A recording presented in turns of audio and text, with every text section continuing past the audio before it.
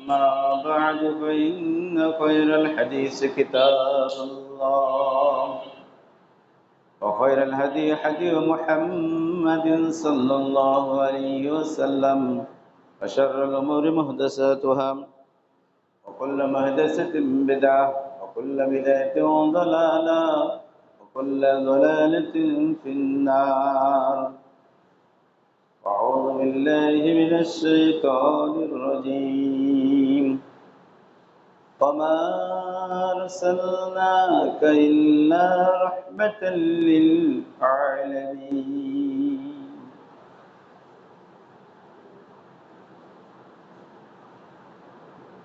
সম্মানিত উপস্থিতি, মহতারাম মুরব্বিয়ান, সহবস্ত বন্ধুবর্গ, পর্দার অন্তরালে মা ও ভগ্নীগণ, স্নেহের কচিকাচারা, ভার্চুয়াল জগতের সম্মানিত দর্শক ও শ্রোতা মণ্ডলী, আজকের এই দিনে 5ই আশ্বিন, 20শে সেপ্টেম্বর, 16ই রবিউল আউয়াল, জুমার দিন আমরা জমায় উপস্থিত হতে পেরেছি। এই জন্য শুকরিয়া করি আল্লাহ রাব্বুল আলামিনের, আলহামদুলিল্লাহ। দরুদ বর্ষিত হোক সাইয়্যিদুল মুরসালিন শাফিউল মুজনিবিন নবী মুহাম্মদ সাল্লাল্লাহু আলাইহি ওয়াসাল্লাম। আজকে আমি আপনাদের সম্মুখে মহাগ্রন্থ আল কোরআনের একটি আয়াত উপস্থাপন করেছি। এই আয়াতকে সম্মুখে রেখে আমি আমার বক্তব্য শেষ করব ইনশাআল্লাহ। মা তৌফিক ইল্লা বিল্লাহ, তাওয়াক্কালতু আলাল্লাহ ওয়া ইলাইহি উনীব। সূরা আম্বিয়ার ছোট্ট একটি আয়াত, 107 নম্বর আয়াত। তো তার আগে কথা হলো, আজকে এবং গত 2 দিন হলে শুরু হয়েছে, তাই না?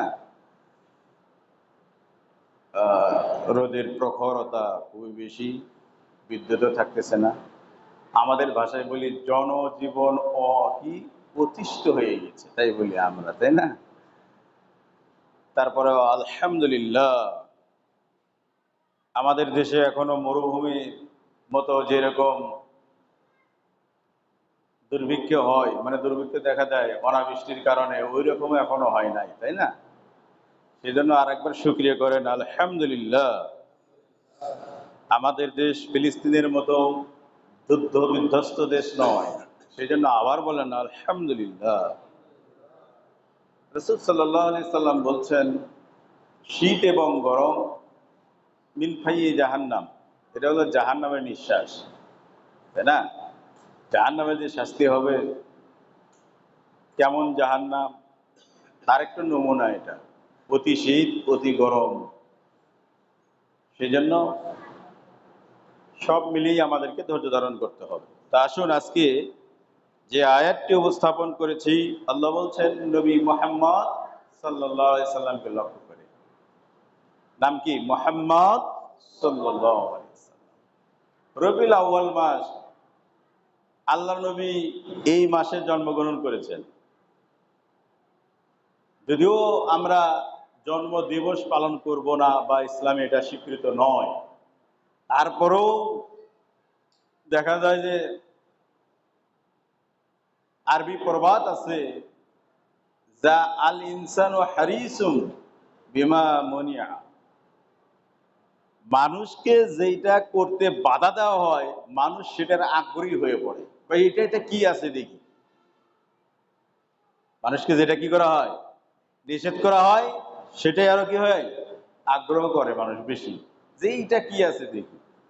এমনিতেই আসলে এখানে কিছু নাই, আপনি একটু ঘেরাও দেন, যে মানুষ মনে করে এটা দেখতে হবে কি যেন এখানে আছে, মানে যেইটা বাধা পড়ে সেটাই বেশি দেখে। তো রাসূল সাল্লাল্লাহু আলাইহি সাল্লাম তার জীবনে, সাহাবীদের জীবনে, তাবেঈর জীবনে কখনো জন্ম দিবস পালন করলেন না রাসূলের। তো এখন আমরা বাংলাদেশ থেকে আমরা যদি না করি তাহলে তো বেঈমান হয়ে যাব, তাই না? আমরা যদি না করি তাহলে বেঈমান হয়ে যাব না?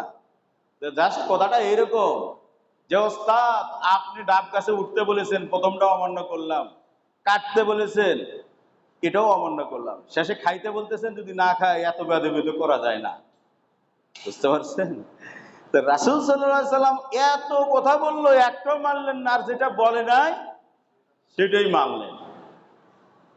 তো যাক, বাংলাদেশ সব সম্ভাবনার দেশ বাংলাদেশ। আমি যতটুকু তথ্য দেখেছি, সংবাদ, সারা পৃথিবীতে কোথাও রাসূলের আকিকা নামে, রাসূলের আকিকা নামে গরু জব হয় নাই, এবার বাংলাদেশে হয়েছে। সুবহানাল্লাহ বলবেন নাকি? কিছু একটা বলবেন তো। চিন্তা করছেন? তা আজকে আমরা জানাবো আপনাকে যে রাসূল সাল্লাল্লাহু আলাইহি সাল্লামের আকিকা কি বাদ ছিল কিনা। আকিকা, তাই না? তো আল্লাহ বলছেন সূরা আম্বিয়া 107 নম্বর আয়াত, ওমার সাল্লাকা, হে নবী মুহাম্মদ সাল্লাল্লাহু আলাইহি সাল্লাম, আপনাকে প্রেরণ করেছি ইল্লা রাহমাতাল লিল আলামিন, শুধু আপনাকে বিশ্ববাসীর জন্য রহমত হিসেবে প্রেরণ করেছি। কি হিসেবে প্রেরণ করেছেন? রহমত। রহমত কেমন? অনেকগুলো হাদিস আপনারা জানেন, আমি দুই একটা বলি। যেমন মুহাম্মদ এই নামটা উচ্চারণ করার সঙ্গে সঙ্গে কি বলতে হয়? সাল্লাল্লাহু আলাইহি ওয়াসাল্লাম।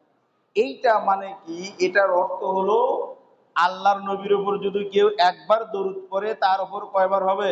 10 বার রহমত নাযিল হবে। আপনি সাল্লাল্লাহু আলাইহি সাল্লাম একবার বলছেন, আল্লাহর পক্ষ থেকে 10 বার আপনার উপর রহমত নাযিল করা হয়েছে। সুবহানাল্লাহ। তাহলে নাম, খালি নাম বলছি মুহাম্মদ, সাথে সাথে কি বললেন আপনি? দরুদের সবচেয়ে ছোট এটা, সাল্লাল্লাহু আলাইহি ওয়াসাল্লাম। আরেকটা হাদিস বলি, রাসূল সাল্লাল্লাহু আলাইহি ওয়াসাল্লাম বলছেন, মুস্তাদরাক আল হাকিমে আছে যে রাগিমান রজুলিন যুকিরতু ইনদাহু ওয়ালা ইউসাল্লি আলাইয়া, সে ব্যক্তি সবচেয়ে একবারে সোজা, মানে সোজা সাপটা বাংলা ভাষায়, সেই ব্যক্তি হলো সবচেয়ে বদমাইশ, সে হলো সবচেয়ে বেশি খারাপ। সে ব্যক্তি লাঞ্ছিত হোক, অপমানিত হোক, যার সম্মুখে আমার নাম মুহাম্মদ উচ্চারণ করা হলো, সে দরুদ পড়ল না, সাল্লাল্লাহু আলাইহি সাল্লাম বলল না। কথা বুঝছেন? এটা রাসূল সাল্লাল্লাহু আলাইহি সাল্লাম, জিবরাইল আমিন রাসূল সাল্লাল্লাহু আলাইহি সাল্লামের কাছে এই হাদিসটা নিয়ে আসছিলেন। আল্লাহ রাসূল বারবার আমিন আমিন বলছিলেন, তার ভিতরে এটা একটা। সেই জন্য মুহাম্মদ বললেই কি বলতে হবে? নবী মুহাম্মদের নাম উচ্চারণ করলে কি বলতে হবে? তাহলে কি হবে? হাদিসে ওটা। আপনি যদি একবার রাসূলের উপর দরুদ পেশ করেন, আপনার উপর আল্লাহ রাব্বুল আলামিন 10 বার বা 10টি রহমত নাযিল করবেন। সুবহানাল্লাহ। তা এখন আসুন, নবী মুহাম্মদ সাল্লাল্লাহু আলাইহি সাল্লাম, খেয়াল করেন, আমি আরেকটা মানে তাত্ত্বিক কথা বলবো। আল্লাহ, আলিফ লাম লাম হা, কটা অক্ষর হলো? কটা? চারটা। মুহাম্মদ, মিম হা মিম দাল, কয়টা হলো? খেয়াল করছেন?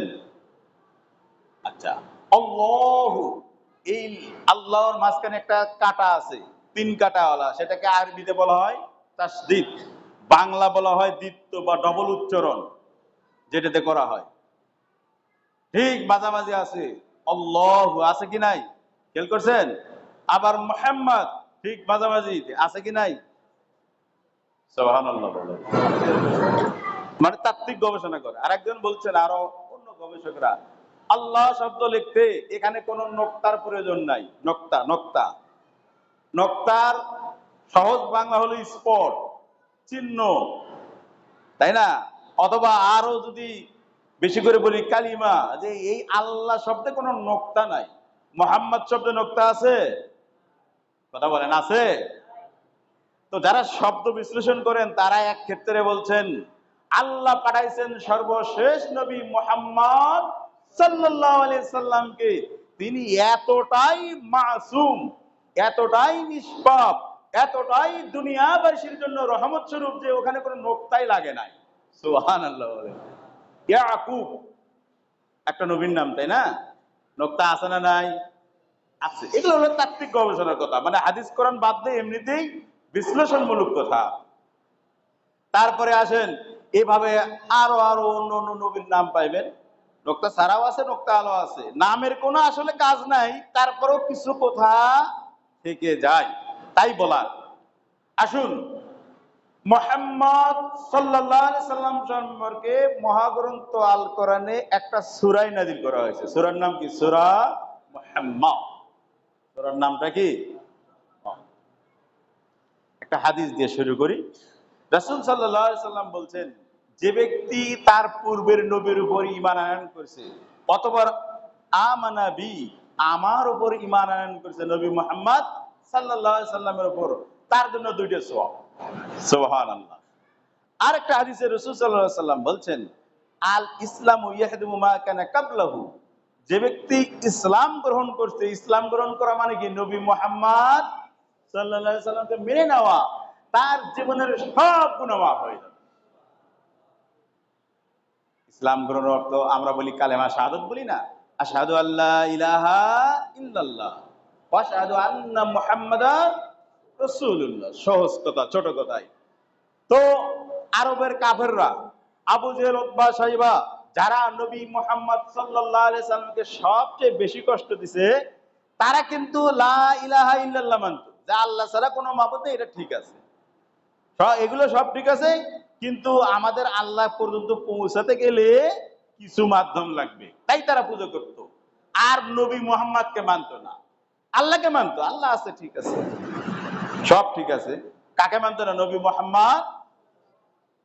তাহলে এখন আসেন, নবী মুহাম্মদ সাল্লাল্লাহু আলাইহি সাল্লামকে মানা অর্থ হলো জীবনের সব গুনাহ মাফ। সব গুনাহ কি? দেখেন আরেকটা হাদিস বলি আমরা, মানে আল্লাহর নবী যে রহমত স্বরূপ, এটা আরেকটা হাদিস। সাহাবীরা, আপনারা সবাই জানেন যে রহমত স্বরূপ কেমনে। সাহাবীরা যারা ইসলাম গ্রহণ করেছেন আল্লাহর নবীর কাছে, তাদেরকে সাহাবী বলা হয়। যারা ইসলাম গ্রহণ করেন নাই, তারা যদিও রাসূল সাল্লাল্লাহু আলাইহি সাল্লামের সময়ই জন্মগ্রহণ করে, তাদেরকে সাহাবী বলা হয় না। তো আল্লাহর নবীর অনেক সাহাবী, যাদের বিবরণ কোরআনে ইশারা আকারে বলা হয়েছে, ইতিহাসে আছে, হাদিসেও আছে। তারা কি করতেন? সে সময়ে জীবন্ত মেয়ে মানুষকে, বা মেয়ে হলে, যাদের বাচ্চা মেয়ে হবে, তাদেরকে কি করা হতো? জীবন্ত কবর দেওয়া হতো। তো অনেক সাহাবী এরকম হয়েছে তাদের বিষয়ে, যে তারা জীবন্ত কবর দিয়েছেন। তারা বলতেন যে আমি যদি ইসলাম গ্রহণ করি, এরকম একটা চাঞ্চল্য, একটা কঠিন পাপ, আমার সন্তানকে আমি জীবন্ত কবর দিয়েছি, যেটা তো স্বাভাবিক গতির বাহিরে। একজনকে মেরে ফেলে কবর দেওয়া আলাদা, আর একজনকে জীবন্ত কবর দেওয়া আলাদা। তো এই পাপ কি মাফ হবে? তো সাহাবী যখন এই কথা বলছেন আল্লাহ রাসূলের দরবারে, তখন আল্লাহ রাসূল বলছেন, অবশ্যই তুমি ইসলাম গ্রহণ করলেই কি হবে? মাফ হবে। এই জন্য আল্লাহ বলেন, ওমা আরসালনাকা ইল্লা রাহমাতাল লিল আলামিন, হে নবী, আপনাকে সারা পৃথিবীর মানুষের জন্য রহমত হিসেবে প্রেরণ করেছি। কি হিসেবে? এখন আসেন আরেকটা, এটা তো দুনিয়ার দুই একটা উদাহরণ দিলাম। কিয়ামতের দিনের কথা বলে আমি আমার সামনের দিকে এগিয়ে যাই। কিয়ামতের ময়দানে যত নবী এবং রাসূল, হযরত আদম থেকে শুরু করে নিয়ে ঈসা আলাইহিস সালাম পর্যন্ত, মুহাম্মদ সাল্লাল্লাহু আলাইহি সাল্লামের আগে পর্যন্ত, সমস্ত নবী এবং রাসূলের কাছে দুনিয়ার শুরু থেকে নিয়ে কিয়ামত যেদিন অনুষ্ঠিত হবে, এই দিন পর্যন্ত যত মানুষ জন্মগ্রহণ করবে, সবাই কিন্তু এই কিয়ামতের ময়দান থেকে রেহাই চাইবে। কিয়ামতের ময়দান বলতে এটা হাজতখানা আর কি। হয় জেল হবে, না হলে কি হবে, মানে জেল আর রায় হয়ে ফাঁসি হবে, অথবা জেলখানায় জেল খাটতে হবে। আর এর আগে কি? এটা হাজতখানা। এই হাজতখানায় যদি 1 বছরও থাকেন, তাহলে কিন্তু কোনো কাজ হবে না, এটা ফাও। এই শাস্তিটা কি বলা হয়? ফাও শাস্তি। তো এই কিয়ামতের ময়দান, এটা হলো হাজতখানায়। এইখানে থাকতে থাকতে মানুষ কি হয়ে যাবে? প্রতিষ্ঠিত হয়ে যাবে। তখন সবাই বলবে এইখানে এই পরিস্থিতি থাকা যাবে না, সবাই বলো আদমের কাছে চলো। তাহলে সে আল্লাহর কাছে বলুক যে বিচার শুরু হোক, আমাদের হয় এদিকে হবে, না ওইদিকে কিছু একটা হবে। সবাই যাবে, কিন্তু আদম বলবে আমি আল্লাহর কাছে বলতে পারছি না। এমনি করে নূহ, এমনি করে সবাই নবী তখন বলবে যে আমি আল্লাহর কাছে সুপারিশ করতে যাব, আমারই তো একটু না একটু অপরাধ আছে।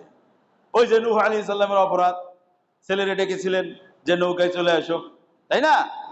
আবার এমনি করে সব নবী, এমনকি হযরত ঈসা আলাইহিস সালাম, সেও বলবেন আমি আল্লাহর কাছে যাইতে পারবো না, কারণ মানুষেরা আমাকে আল্লাহর ছেলে হিসেবে সাব্যস্ত করেছে, আর আমার মারে আল্লাহর স্ত্রী, নাউজুবিল্লাহ, এই হিসেবে সাব্যস্ত করে ফেলেছে।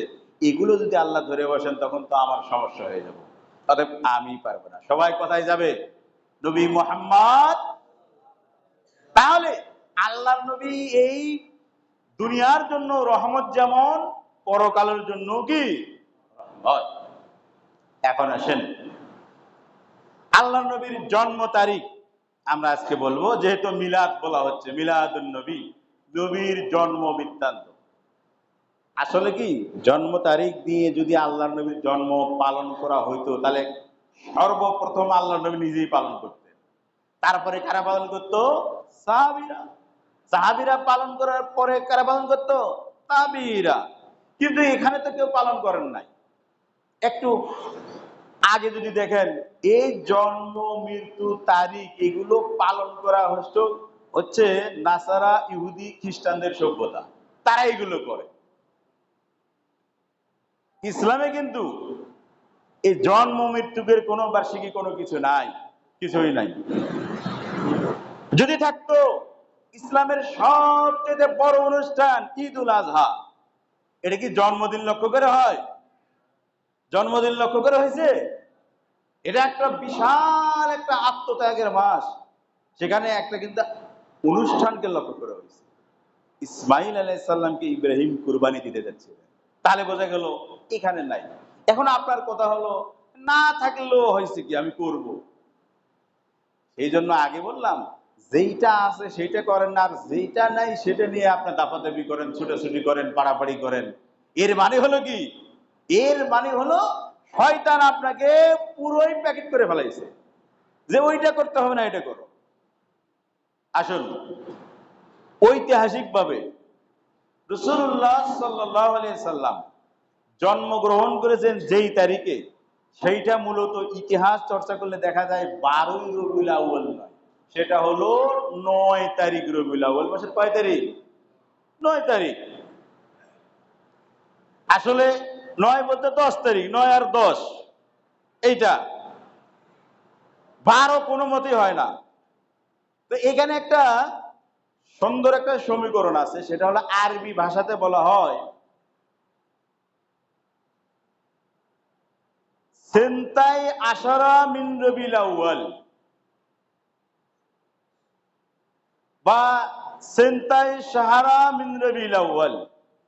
এখানে আশারা, আইন শিন র, আশারা মানে 10, বুঝছেন? আর শাহরুন মানে মাস, শিন ছোট হা র শাহরুন। মূলত এই আশারা আর শাহরুনটা একটু উল্টাপাল্টা হয়ে গেছে, এই জন্য এরকম হয়েছে। মানে এখানে ছিল রবিউল আউয়াল মাসের যে তারিখটা বলা হয়েছে, এখানে ওইভাবে দিছে ইসনা আশরা মিন রবিউল আউয়াল, রবিউল আউয়ালের 12 তারিখ। আসলে এইভাবে কখনো মেলে না। মূলত রাবেতা আলাম আল ইসলামিয়া, সারা বিশ্বের সবচাইতে ইসলামিক গবেষণার অন্যতম সংস্থা হলো রাবিতা আলাম আল ইসলামিয়া। তো এইখানে বিশ্বনবীর সিরাতের উপর, তার জীবনের উপর রচনা প্রতিযোগিতা হয়। সেখানে 1186টা পাণ্ডুলিপি, বই, সবাই লেখে বিশ্বনবীর উপর জীবনী। তো এর ভেতরে আর রাহিকুল মখদুম, যেটা ভারতের বেনারস মাদ্রাসার সে সময়কার মুহাদ্দিস, মুআররিখ, ঐতিহাসিক, তিনি সফিউর রহমান মোবারকপুরী সাহেব লিখেছিলেন, ওনারটা ফার্স্ট হয়েছে। তো উনি আল্লামা মানসুরপুরী, যিনি নবীদের ইতিহাস লিখেছেন, ইনি বিখ্যাত একজন ঐতিহাসিক। তো এই দুইজনে হিসাব করে, মানে তার সময় থেকে আরবি ক্যালেন্ডার হিসাব করতে করতে একেবারে নবীর জন্ম দিবস পর্যন্ত গিয়েছে। সেখানে যে দেখে যে আল্লাহর নবী যেই বছরে জন্মগ্রহণ করেন রবিউল আউয়াল মাসে, এখানে কিন্তু হাদিসে আছে সোমবার, ঠিক আছে। কোন দিন জন্মগ্রহণ করেছে আল্লাহ নবী? দিবসটা কি? সোমবার। সেদিন রোজা রাখার ফজিলত আছে, আল্লাহ নবী রোজা রাখতেন, তাই না? বলতেন যে এই দিনে আমি হইছি, এই দিনে আমি কি করব? মৃত্যুবরণ করব। সোমবার, ঠিক আছে।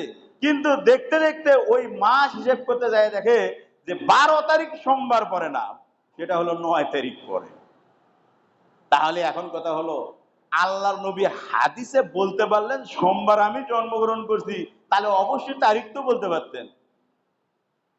এর মানে হলো এই যে তারিখ যে বলেন নাই, এই জন্যই আমরা সুবিধা পাইছি যে তারিখটা খুঁজে বের করি, 1 তারিখই হয়ে যাব, মানে 12 তারিখ চলবে।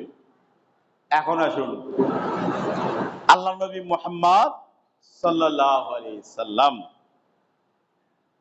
নবী মুহাম্মদ সাল্লাল্লাহু আলাইহি সাল্লামের আব্বুর নাম কি ছিল? আব্দুল্লাহ। একটু ইতিহাস, আল্লাহ নবীর জন্মের কথা না বললেই নয়। আব্দুল্লাহর বাবার নাম ছিল আব্দুল মুত্তালিব। কি নাম ছিল? Abdul Muttalib. এই আব্দুল মুত্তালিবের বাবার নাম ছিল হাশেম। কি নাম ছিল? হাশেম। এই হাশেমের বাবার নাম ছিল আব্দে মানাফ। কি নাম ছিল? আব্দে মানাফ। এই আব্দে মানাফের বাবার নাম ছিল কোসাই। এই কোসাইয়ের বাবার নাম ছিল কিলাব। কিলাবের বাবার নাম ছিল মুররা। মুররার বাবার নাম ছিল কাব। কাবের বাবার নাম ছিল ফেহের। ফেহেরের বাবার নাম ছিল আপনার হলো ফেহের পন্ত। ফেহের পন্ত যিনি ফেহের নাম ওহুয়া কুরাইশ। আল্লাহ নবীর এই উদ্ধতন একেবারে 12 নম্বর যিনি পুরুষ, তার নাম হলো কুরাইশ। কি নাম ছিল? এর আসল নাম ছিল ফেহের। কি নাম ছিল? ফেহের। শুনতেছেন তো? আরেকটু কথা আছে এখানে, মানে আল্লাহ নবীর জন্মের সময়টা বলবো এই জন্য বলতেছি। আল্লাহ নবীর জন্ম হলো 570 খ্রিস্টাব্দে। এখানে আরেকটা কথা বলা হয়েছে যে হস্তি বাহিনী যখন কাবাঘর ধ্বংস করতে চায়, তার কিছুদিন আগে, মানে আল্লাহ নবীর জন্মের কিছুদিন আগে এই ঘটনা ঘটেছে, তারপরে আল্লাহ নবীর জন্ম হয়েছে। এর মানে হলো ওইটা হিসেব করে দেখা গেছে যে আল্লাহ নবীর জন্ম হলো 570 খ্রিস্টাব্দে। আর সে সময় এই আবরাহা ইয়ামান থেকে এই কাবা ঘরকে ধ্বংস করতে আসছিলেন, সেই জন্য নাজিল হয়েছে কোন সূরা? সূরাতুল ফিল। এখানে আরেকটা বিষয় আছে, সেটা হলো আল্লাহর নবীর এই বংশ সিলসিলায় যিনি দশম দাদা, এরপরে যার নাম বলছি ফেহের, এই সময়ে কিন্তু কাবা এখানেই ছিল। কারণ আপনাদেরকে আমি ইতিহাস শুনাইছি যে এই কাবাটা ছিল প্রথমত আল্লাহ রাব্বুল আলামিন ফেরেশতা দ্বারা নির্মাণ করেছেন। কাবা ঘর কার দ্বারা? ফেরেশতা দ্বারা। তারপরে আদম, তারপরে প্রতিটি নবী, প্রত্যেক নবী এই নির্মাণ কাজের সাথে জড়িত ছিলেন। তার সময় সর্বশেষ হযরত ইব্রাহিম আলাইহিস সালাম নির্মাণ করেছেন। তো এখন খ্রিস্ট 200 বছর পূর্বে, মানে এখন কত বছর, কত খ্রিস্টাব্দে বলি আমরা? 2024। কত বলেন তো? 2024। 2024 যে খ্রিস্ট গণনা হয়েছে এর 200 বছর আগে। কয়শো বছর আগে? এর অর্থ হলো 2224 বছর। ঠিক আছে নি? 200 বছর যদি যোগ করেন তাহলে কত হয়? 2224 বছর আগে আল্লাহর নবীর যে দশম পুরুষ ছিলেন বংশের, তার নাম ছিল ফেহের। এই ফেহের ব্যক্তি যখন মানে ওই মক্কার এগুলো নেতৃত্ব দেন ইনি, তখন এই ইয়েমেন শহরের আর এক রাজা সে সময়ে যিনি ছিলেন, উনি কি করেছেন বলে, এই কাবাঘর কেন্দ্রিক সেই সময় থেকে ইবাদত ছিল। তো উনি বললেন যে এই কাবাঘর পুরোটাই একেবারে উঠিয়ে নিয়ে চলে যাবে ইয়েমেনে। ইয়েমেনে নিয়ে যাবে। যাওয়ার পরে এ আব্রাহা বাদশা না, এর আগের কথা, এর আরো আগের কথা। ইনি চিন্তা করলেন যখন নিয়ে যাবেন, তো তখন এই ফেহের ইনি কি করলেন, ওরা যখন হামলা করতে আসছে তখন এদের সৈন্যবাহিনী সহকারে ওই বাদশাকে বন্দি করে 3 বছর রাখছে। কয় বছর? 3 বছর। এই জন্য মানে আরবে সেই সময়ে মানে খ্রিস্ট 200 বছর পূর্বে সেই সময়ে তখন এই ফেহেরের যে ইনি যে একটা ভালো যোদ্ধা, একজন দাপুটে শাসক বা লিডার নেতা, এটা সব জায়গায় প্রচার হয়। তো সেই সময়ে তারা বলে এই ফেহের আসলে ফেহের না, এ হলো কোরাইশ। কোরাইশ শব্দের অর্থ হলো তিমি মাছ। তিমি মাছ অর্থ হলো অপরাজীয়, তাকে কেউ শাসাইতে পারে না, তাকে কেউ খাইতে পারে না, তাকে কেউ ঘায়েল করতে পারে না। তাই সেই সময় আরবের লোকেরা বলল এ এখন থেকে ফেহের না, এর নাম হলো কোরাইশ। কোরাইশ মানে কি? তিমি মাছ। কোরাইশ মানে কি? তিমি মাছ। মানে হলো এ বীর যোদ্ধা, এ কাবাঘর ভাঙতে আসছে, একে বন্দি করে রাখছে 3 বছর পরে ছাড়াই দিছে। বলে আর কাবা কি ভাঙতে আসবি? ওকে ছেড়ে দিছে। এরপরে আবার ওই সেই কিছুদিন পরে কোথায় আসছে? আবার ওই আবার এমন থেকে আবরাহা ভাঙতে আসছিল। তখন আল্লাহ রাব্বুল আলামিন বলছিলেন কি তাইরান আবাবিল। আল্লাহ যেমন সূরা কি, এটা সূরাতুল ফিল, আপনারা সূরা ফিল পড়েন না? আলাম তারা কাইফা ফাআলা রাব্বুকা বিআসহাবিল ফিল। তারা এই আবরাহা বাদশা আবার ওই ইয়েমেন থেকে আবার আসছিল দ্বিতীয়বার ভাঙতে। তখন এই সময়ে কে ছিলেন? কথা হলো এই সময়ে যখন এই কাবা ঘর ভাঙতে আসে তখন ছিলেন আব্দুল মুত্তালিব। তখন দায়িত্ব কে ছিলেন? রাসূলের দাদা। রাসূলের কে? দাদা না চাচা? ভুল বলে না। রাসূলের কে? দাদা।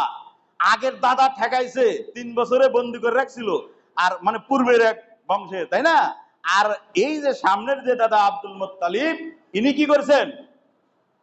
এবার ইনি যখন এনার একটা বংশের পরিচয় কথা বলা হয়েছে, এই আব্দুল মুত্তালিবের বাবার নাম হলো হাশেম। কি নাম ছিল?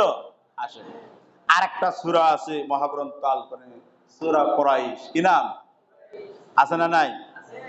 আজকে আমি গবেষণা করে দেখলাম যে কোরাইশ শব্দটা বারবার আসার কারণ কি।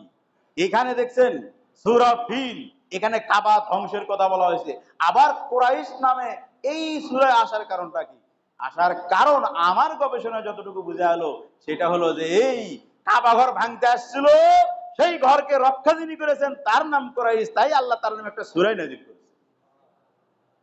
আরো বলা হয়েছে এই আব্দুল মুত্তালিবের বাবা হাশেম, ইনি সর্বপ্রথম আরবেরা ব্যবসা করত, ইনি প্রথমে শীতকালে আর হলো গ্রীষ্মকালে দুই সময়ে ব্যবসা ইনি করতেন, এবং ইনি চালু করেছিলেন শাম এবং সিরিয়া ব্যবসা করার।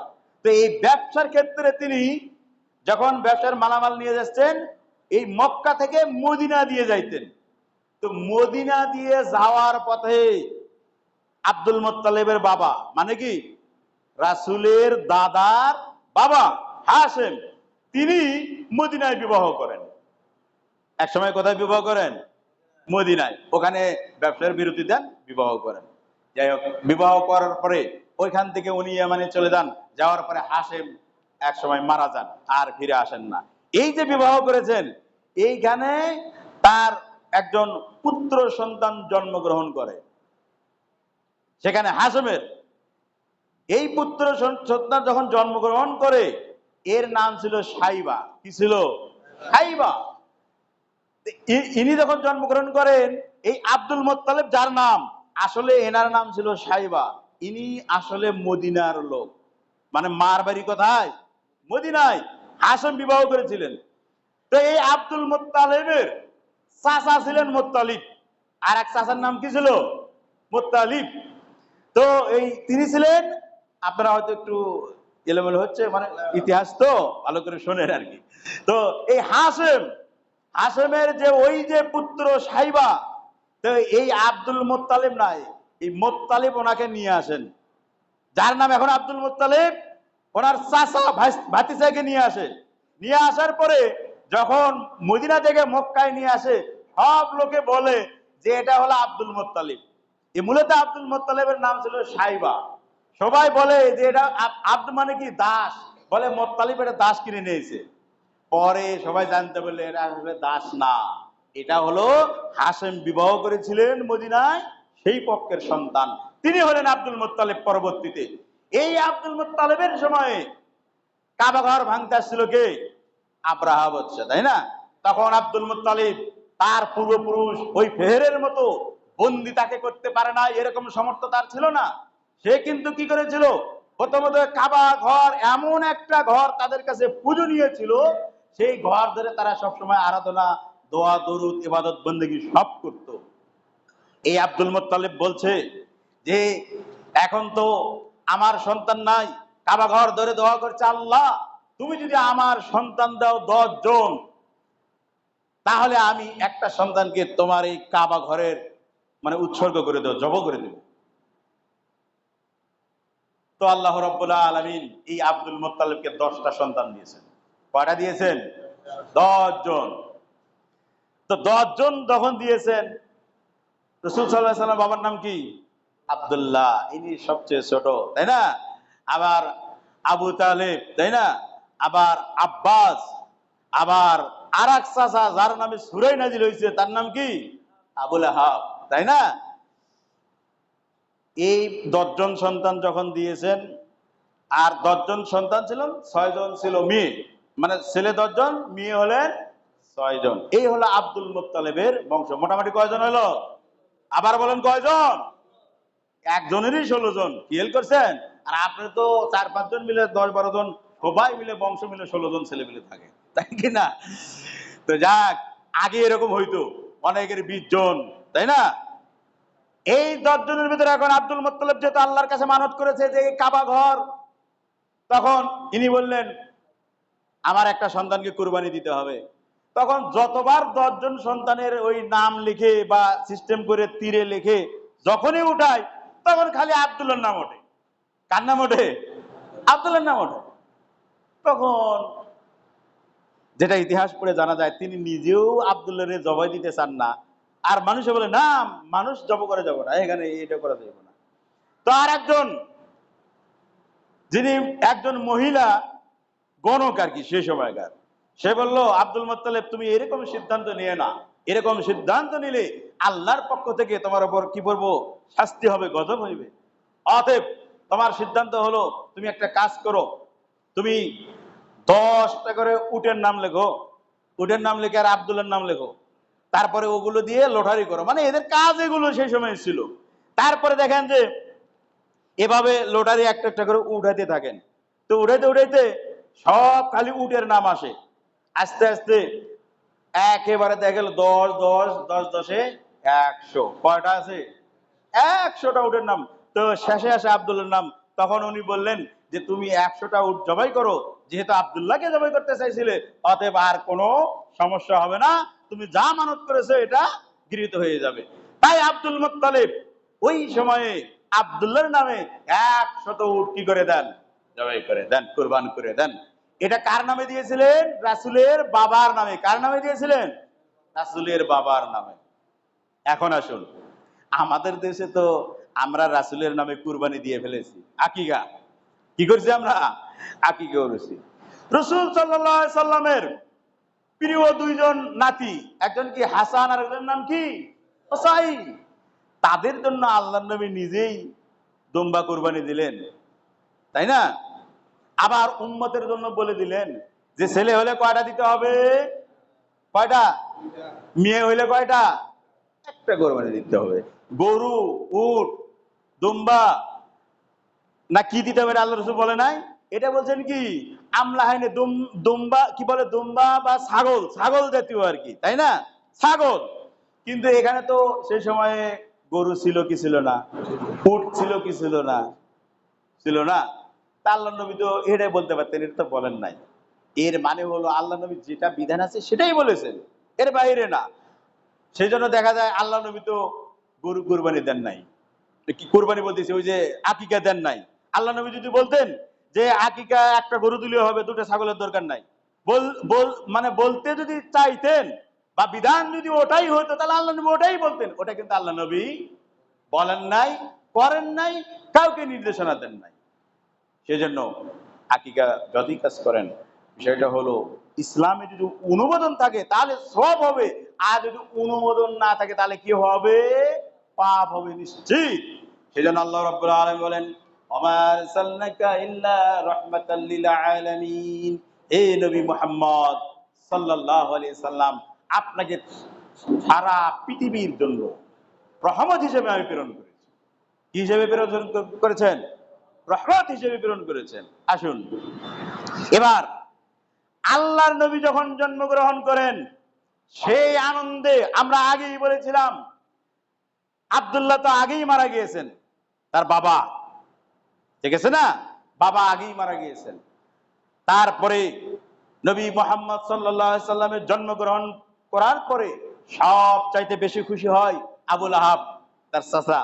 চাচা বলে যা আমার অমুক জায়গায় উটের খামার আছে, যা খুশি তা খেয়ে ফেলো। চাচাও বলে খাইয়ে ফেলো যা আছে। আর দাদা বিষয়ে বলা হয়েছে যে আল্লাহর নবীর দাদা তার সপ্তম দিনে তার আকিকা করেছেন এবং মুসলমানেও করাইছেন। মুসলমানি বিষয়ে আল্লাহ নবীর তিনটা কথা আছে। একটা কথা হলো, মূল কথা হলো যে এটা আল্লাহর পক্ষ থেকেই ওটা হয়েছে। আনুষ্ঠানিকতা যেটা আমরা বলি আকিকা, সেটা সপ্তম দিনেই আব্দুল মুত্তালিব করেছেন। আর একটা হলো হালিমাতুস সাদিয়ার বাড়িতে হয়েছে, সেটা স্বয়ং জিবরাইল আমিন আল্লাহ নবীর মুসলমানি করাইছেন, ঠিক আছে। আরেকটি কথা হলো আব্দুল মুত্তালিব সপ্তম দিনে করাইছেন। এখানে প্রথম কথা হলো যে আল্লাহর পক্ষ থেকে হয়েছে, এটাই বেশি যুক্তিযুক্ত। দ্বিতীয় কথা হলো আব্দুল মুত্তালিব মানে তার দাদা এর করাইছেন সপ্তম দিনে এবং আকিকা দিয়েছেন। সুতরাং আপনাকে আর আমাকে নবী মুহাম্মদ সাল্লাল্লাহু আলাইহি সাল্লামের জন্য আকিকা দিতে হবে না। এখন আসুন, আল্লাহর নবীর এগুলো সব ঠিকঠাক আছে। এখন আল্লাহর নবী সাল্লাল্লাহু আলাইহি সাল্লাম বিবাহ শাদী করেছেন, সংক্ষিপ্ত আসি। তারপরে এখন আসেন, আল্লাহর নবী যখন বিবাহ করলেন, আল্লাহর নবীর 4টা কন্যা সন্তান। কয়টা? 4টা, আর 3টা ছেলে। তো প্রথমত মারিয়া কিপ্তির গর্ভে ইব্রাহিম, মানে আল্লাহ নবীর এক সন্তানের নাম ইব্রাহিম রাখেন। তারপরে আব্দুল্লাহ বা তাহের, কাসেম। তো কাসেম যখন মারা যায়, তখন এই রসুল সাল্লাল্লাহু আলাইহি সাল্লামের যে চাচা আবুল আহাব, এ তো মুসলমান হয় নাই। এই সবসময় রসুলের শত্রুতা শুরু করে যখন থেকে আল্লাহ নবী ওহী পাওয়া শুরু করেন, ইসলাম প্রচার শুরু করেন। তখন সে যেদিন শুনলো যে কাসেম মারা গিয়েছে, সেই দিন সে খুব আনন্দ চিত্তে একবারে কুরাইশদেরকে বলল যে মুহাম্মদ তার যে দাওয়াতি কাজ করতেছিল, ওই যে তার সন্তান হয়েছিল না ছেলে, ও তো মারা গিয়েছে। হবা আনন্দ উল্লাসে, যেরকম আমরা মাঝে মধ্যে উমুকে মারা গেলে বা তার ফাঁসি হলে আমরা মিষ্টি খাই, এ করি সে করি, ঠিক ওরাও তাই করলো। বললে মুহাম্মদ তো শেষ, আর বংশ শেষ। মানে তাদের ধারণা যে ছেলে দিয়ে পুরুষ দিয়ে বংশ ঠিক থাকে। তাদের ধারণা কি পুরুষ দিয়ে বংশ ঠিক থাকে। তো এই কারণে এইদিকে আল্লাহ নবী কষ্ট পাইলেন। তখন আল্লাহ রাব্বুল আলামিন আর একটা সূরা নাজিল করলেন, সূরা কাউসার। কোন সূরা? মুখস্থ আছে না? কয়টা আয়াত বলেন তো? কয়টা আয়াত? বিসমিল্লাহির রহমানির রহিম, ইন্না আ'তাইনাকাল কাউসার। আচ্ছা মুখস্থ বলেন তো একবার, ইন্না। হে নবী মুহাম্মদ সাল্লাল্লাহু আলাইহি সাল্লাম, আপনাকে এই কুরাইশ বংশের লোক, সবগুলো কিন্তু তার বংশের লোকই, ওই যে সেই পুরাতন বংশ, তাই না? কুরাইশ বংশ মূল, ওইখান থেকে বিভিন্ন ভাগে বিভক্ত হয়ে গেছে। তার আল্লাহ নবীকে এবার নবী মুহাম্মদ রাসূলুল্লাহ সাল্লাল্লাহু আলাইহি সাল্লামকে আল্লাহ রাব্বুল আলামিন সান্ত্বনা দিয়ে বলেন, হে নবী আপনি ঘোষণা করে দেন, ইন্না আ'তাইনাকাল কাউসার, আমি মহান রব্বুল আলামিন আপনাকে হাউজে কাউসার দান করেছি। হাউজে কাউসার কি? রাসূল সাল্লাল্লাহু আলাইহি সাল্লাম বলেন, কিয়ামতের ময়দানে আমি সর্বপ্রথম এই হাউজে কাউসারে দাঁড়িয়ে থাকব। এইখানে হাউজে কাউসারে দাঁড়িয়ে দাঁড়িয়ে আমি আমার উম্মতদেরকে, যারা এই কিয়ামতের ময়দানে মানে পিপাসিত হবে, তাদেরকে আমি পানি পান করে বলে, মান শারিবা, যে ব্যক্তি পানি পান করবে মিন্নি লাম ইয়াজমা আবাদা, সে কিয়ামতের ময়দানে আর কখনো পিপাসিত হবে না। সুবহানাল্লাহ। যেটার বাংলা আমরা বলি অমিয় সুধা, তাই না? তো আল্লাহ রাব্বুল আলামিন বললেন, আপনাকে আমি হাউজে কাউসার দিয়েছি, ফাসাল্লি লিরাব্বিকা ওয়ানহার, আপনি নামাজ পড়ুন আর কুরবানি করুন, রবের নামে কোনো সমস্যা নাই। শেষে বললেন কি? শেষের আয়াতটা কি? ইন্না শানিয়াকা হুয়াল আবতার, আপনাকে যারা নির্বংশ বলে, আপনার বংশের সিলসিলা নাই, হবে না, পরবর্তী নেক্সট জেনারেশন নাই আপনার, এগুলো যারা ধারণা করছে, আপনি বলুন যে আপনার শত্রুরাই হলো নির্বংশ, তাদের কোনো খোঁজ পাওয়া যাবে না। ঠিক কিনা বলেন? দেখেন, আল্লাহর নবী মারা গিয়েছেন, আবু জেহেল, উতবা, সাইবা যারা তাকে শত্রুতা করে তাকে নির্বংশ বলেছিল, গালি দিয়েছিল, তাদের অস্তিত্ব আছে? আর আল্লাহর নবীর বংশ সিলসিলা তো আছেই। তারপরে সারা পৃথিবীতে সমস্ত মুসলমান আল্লাহর নবীর রুহানি কি সন্তান। সুবহানাল্লাহ। হে আল্লাহর নবী, নবী মুহাম্মদ সাল্লাল্লাহু আলাইহি সাল্লাম, যার নাম প্রতিনিয়ত প্রতি সময় উচ্চারিত হয়, আজান আছে না? আজান দেই আমরা, আজান দেই না? প্রথমে কি শুরু করি? মুহাম্মদ সাল্লাল্লাহু আলাইহি সাল্লামের নাম আছে না? আছে কি নাই? কোথায় আছে? মানে তৃতীয় বাক্যই ধরা যায়, তাই না? কি লেখা আছে? আশহাদু আল্লাহ, আশহাদু আন্না মুহাম্মাদার। কয়বার আছে? আচ্ছা, আজান দিলাম, ইকামতে আছে না নাই? আছে। আচ্ছা, আরেকটু শুরু দেখে বলি আমি। আপনি যখন জন্মগ্রহণ করেন, বাচ্চা যখন হয়, তখন আজান দেই না? তাহলে আপনাকে আজান দিছি, মুহাম্মাদের নাম কানে শুনেছি না শুনাই নাই? শুনেছি না? আবার একামত দিলাম, মুহাম্মদ সাল্লাল্লাহু আলাইহি সাল্লাম আছে না? কি লেখা আছে? আশহাদু আন্না মুহাম্মাদার রাসূলুল্লাহ। এবার একামত দিয়ে নামাজ শুরু করলাম। নামাজ শুরু করে এই নামাজের ভিতরে শেষে দরুদ পড়ি। দরুদের আগে কি পড়ি? আত্তাহিয়াতু পড়ি, তারপরে দরুদ পড়ি। এই দরুদের ভিতরে মুহাম্মাদের নাম আছে না নাই? দরুদের ভিতরে আছে না নাই? আছে। তারপরে যাক, নামাজ পড়লেন। এবার জীবনের শেষ নামাজ যেটা, তার নাম কি? জানাজার নামাজ। কি নামাজ? জোরে বলেন, কি নামাজ? এই জানাজার নামাজে দরুদ আছে না নাই? তাহলে মরার সময়ও আছে। যাক, মারা গেছেন, কবরের ভিতরে জিজ্ঞাসা করবে কয়টা প্রশ্ন? কয়টা? এক নাম্বার কি? মান রব্বুকা, তোমার রব কে? তারপরে মান মা দীনুকা, তোমার ধর্ম কি? তারপর আরেকটা কি? মান নাবিয়ুকা, তোমার নবী কে? নবী কে? মুহাম্মদ। আছে না নাই? আছে। তাহলে আল্লাহ রাব্বুল আলামিন বলছেন যে ইন্না শানিয়াকা হুয়াল আবতার, যারা আপনাকে নির্বংশ বলে আসলে তারাই তো নির্বংশ।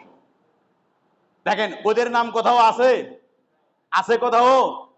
কিন্তু আল্লাহর নবীর নাম এখনো আছে, নামাজে আছে, নামাজের ভিতরে আছে, আজানে আছে, একামতে আছে, মরার পরে কবরে আছে। কবরের পরে কি? হাসর। কবরের পরে কি? হাসরের হাদিসটা আগেই বলেছি না?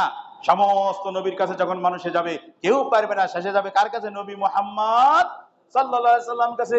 আল্লাহর নবীর কাছে যখন যাবে উম্মতেরা, তখন আল্লাহর নবী সিজদায় পড়ে যাবেন। তখন আল্লাহর পক্ষ থেকে বলা হবে, ইরফা রাসাক সাল তুতা, হে মুহাম্মদ, তুমি মাথা উঠাও, সিজদায় আর থাকতে হবে না, কি চাও তাই বলো। সুবহানাল্লাহ। তাহলে আল্লাহ বলছেন, ওমা আরসালনাকা ইল্লা রাহমাতাল লিল আলামিন, নবী মুহাম্মদ সাল্লাল্লাহু আলাইহি সাল্লামকে সারা পৃথিবীর মানুষের জন্য কি করা হয়েছে? রহমত স্বরূপ। যাই হোক, বাকি বক্তব্য অন্য সময় দেব। আল্লাহ রাব্বুল আলামিন নবী মুহাম্মদ সাল্লাল্লাহু আলাইহি সাল্লামের মাধ্যমে যা আমাকে নির্দেশনা দিয়েছেন, আমাদেরকে অতটুকু করি, বেশি করার চিন্তা ভাবনা করি না। যা বলেছেন তাই করি, এর বেশি করি না। যেগুলো বলেন না সেগুলো করব না ইনশাআল্লাহ। তাহলে ইনশাআল্লাহ আমাদের জান্নাত নিশ্চিত হবে। আর যদি আমরা একটু বাড়িয়ে করি, যাকে শরীয়তের ভাষায় বলা হয় বিদআত করি, যেটা অনুমোদন নাই সেটা করি, তাহলে পাপ হবে। আসুন আমরা আল্লাহর নবী যেভাবে বলেছেন সেভাবে কাজ করি। আল্লাহ আমাদেরকে তৌফিক দান করুন। আল্লাহুম্মা আমিন। আকুলু কওলি হাযা, আস্তাগফিরুল্লাহ লি ওয়া লাকুম ওয়া লিসাইরিল মুসলিমিন।